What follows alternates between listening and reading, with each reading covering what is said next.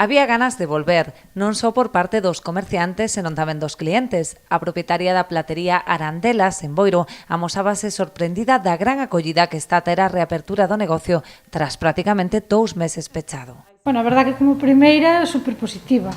A xente moitísima xente, nos aquí máis que nada para cambiar pilas, arreglos, pasadores, pero moita aceptación, a verdade, de parte da xente, moi ben. Para garantir a máxima seguridade aos seus clientes, nesta platería, ao igual que na maior parte dos comercios, dispoñen de guantes e xel desinfectante.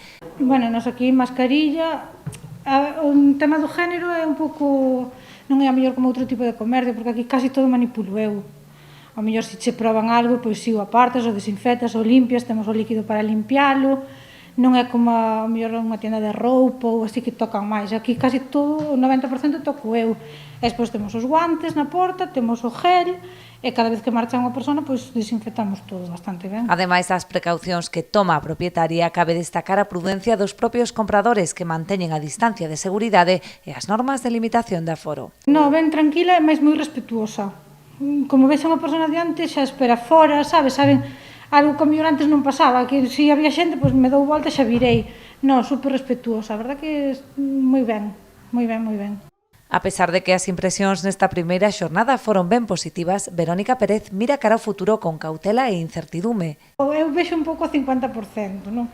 Porque aquí o turismo, no verán vivimos do turismo, de comunións, de festas. Este ano temos que mentalizar que eso non vai a pasar.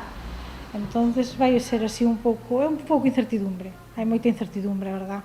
É que, de momento, a única certeza é que a volta á normalidade tardará aínda en chegar.